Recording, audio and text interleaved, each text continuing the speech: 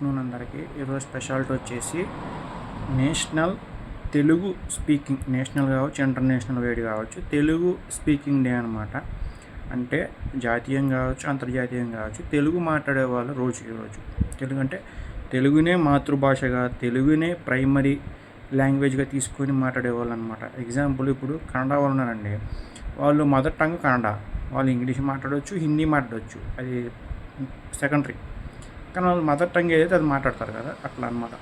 Mother tongue Telugu ఎవరైతే కలిగి ఉంటారో అది ఇండియా వైడ్ కావచ్చు, ఇంటర్నేషనల్ వైడ్ కావచ్చు, అలా డే అనమాట. అండ్ శ్రీకృష్ణదేవరాయ గారి కొటేషన్ కూడా మనకు తెలిసే ఉంటుంది, దేశ భాషలని తెలుగు లెస్స అంటారు అనమాట. అంటే తెలుగుకి చాలా ప్రాముఖ్యత ఉంది. అండ్ మన దాంట్లో తెలుగు మాట్లాడే తక్కువ అని అప్పట్లో, అంటే 400 years బ్యాక్, ఆయన పాలించిందే 1500 1600 టైంలో, అంటే 400-500 years బ్యాక్ అప్పుడు తెలుగు తక్కువ ఉంది. ఇప్పుడంటే మన తెలుగు వాళ్ళు నేషనల్ వైడ్, ఇంటర్నేషనల్ వైడ్ వెళ్ళి కొంచెం డెవలప్ అయితే అయ్యారులే. ఆయన ఉన్నప్పుడు దేశ భాషలను తెలుగు లెస్స అనమాట. అంటే తెలుగు మాట్లాడే తక్కువ మంది ఉన్నారని చెప్పి ఆయన చెప్పారు.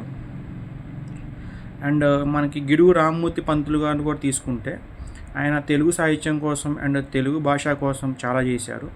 అండ్ ఆయన బర్త్డే కూడా మన తెలుగు డే కూడా జరుపుకుంటూ ఉంటాం అనమాట. గిడుగు రామ్మూర్తి పంతులు గారు కూడా తీసుకోవాలి. గిడుగు రామ్మూర్తి పంతులు గారు మనకి ఆయన సాహిత్యవేత్త, రచయిత, ఇట్లా చాలా ఉన్నాయి ఆయనకి అయితే.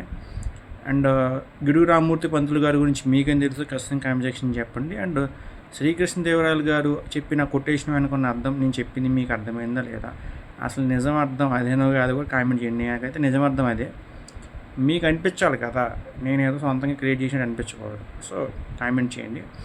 And India and international wide Telugu mother tongue పీపుల్కి హ్యాపీ తెలుగు డే ఫ్రమ్ మీ. సో ఇలాంటి మరిన్ని వీడియోస్ కోసం మా ఛానల్ కొంచెం సపోర్ట్ చేస్తుండండి, షేర్ చేయండి, సబ్స్క్రైబ్ అంటారు మీ ఇష్టం, అది మీకు నచ్చితేనే చేయండి. నేనైతే ఎవరిని ఫోర్సింగ్ చేయను. అట్లీస్ట్ లైక్, షేర్, కామెంట్ చేయడానికి ట్రై చేయండి. Thanks so much.